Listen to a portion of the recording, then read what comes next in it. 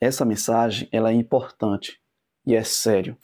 E eu convido você a ficar até o final desse vídeo. Sabe por quê? O pastor Arilton vai te apresentar algo que muitos não têm esse conhecimento. Veja que um homem, ele foi até o Museu de Roma, tira uma foto das tiaras que os papas usaram ao longo das eras. Essa foto é entregue para um evangelista da igreja. A casa publicadora recebe esta foto, faz algumas montagens, dá sérios problemas, e a mensagem que este homem que recebeu a foto, esse evangelista, ele começa a propagar um evangelho que se espalhou. E há uns 10 anos atrás, eu ainda ouvia de membros da igreja que o número 666 representa o nome Vicarius Filii Dei. Então fica até o final para que você possa entender, e deu uma confusão tremenda. A Igreja Mundial, ela teve que ir diretamente na pessoa que recebeu a foto e ainda disse: não faça mais isso. Os ensinamentos que estavam sendo compartilhados, está sendo compartilhado até hoje. Então por isso que eu disse que você deve ficar até o final do vídeo para que você possa compartilhar para a igreja, para os grupos da igreja aí no WhatsApp, no Facebook. Fique informado primeiro, depois você compartilha, tá bom? Olha só, eu não coloco nem, eu estou colocando no máximo, há uns 10 anos atrás eu ouvia esta mensagem. Então vamos procurar corrigir, porque partiu de um evangelista a informação de que o nome Vicarius Filii Dei não tem nada a ver com o número 666. E compartilha, gente. Compartilha, porque essa informação ela é importante, é uma advertência e ao mesmo tempo é sério, tá bom? Então compartilha para que mais pessoas possam ter acesso a esse vídeo. Acompanhe o vídeo comigo neste momento. Aqui está a sabedoria. Aquele que tem entendimento calcule o número da besta, pois é número de homem. Ora, esse número é 666. A ideia ou a interpretação mais popular no Brasil para os 666 teve sua origem principalmente com Uriah Smith. E no livro que ele escreveu sobre as profecias do Apocalipse, na página 214, Uriah Smith escreveu: a expressão mais plausível que a nosso ver sugere o número da besta é um dos títulos aplicados ao Papa de Roma. É o seguinte: Vicarius Filii Dei, substituto do Filho de Deus. Então, no próprio livro de Smith, aparece o que nós chamamos de gematria. O que é uma gematria? É quando você confere valor numérico a letras de um alfabeto. E através dessa gematria, Uriah Smith chegou aos 666.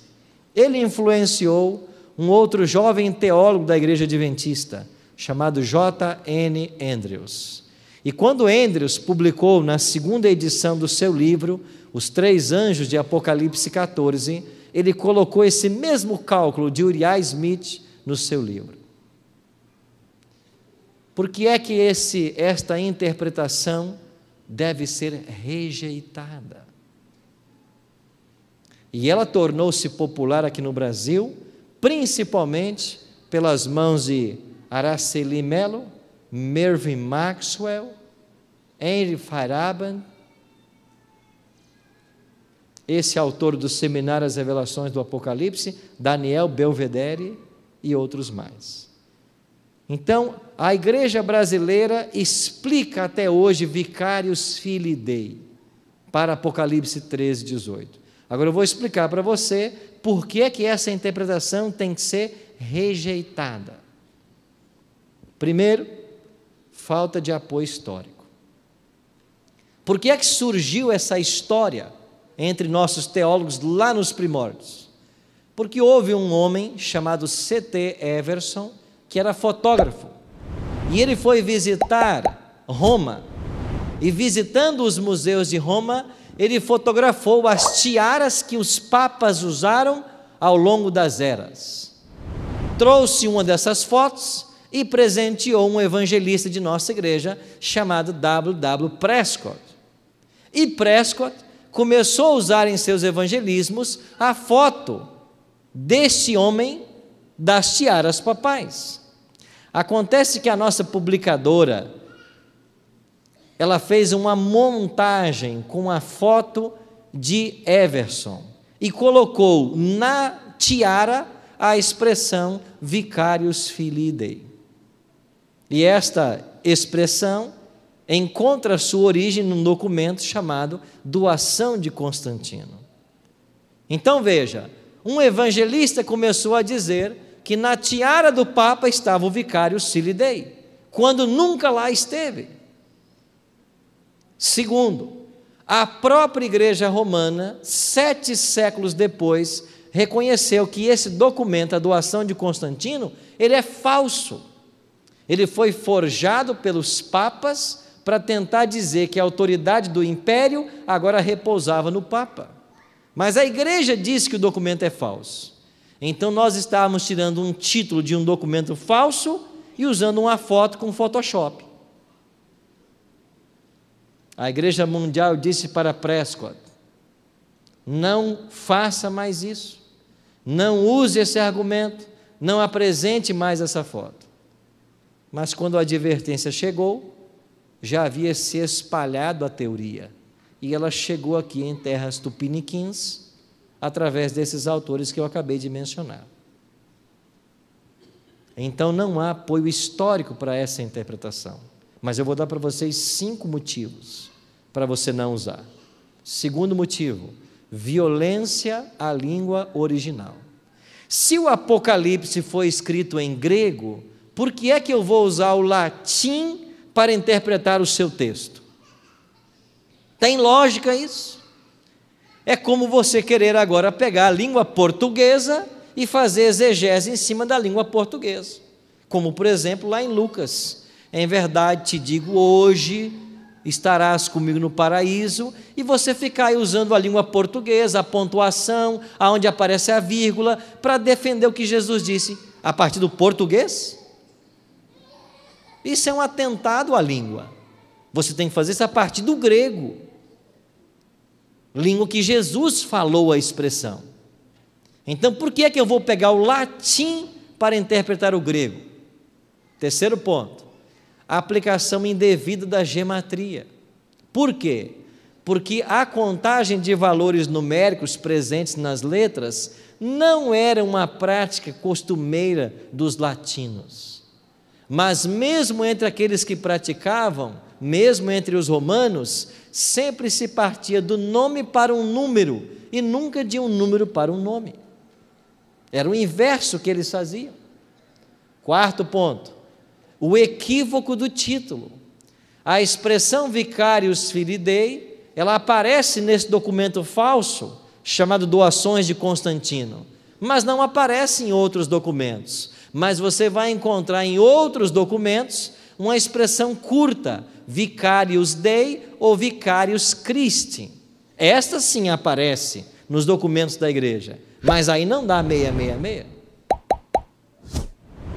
E um último ponto, um procedimento exegético supérfluo.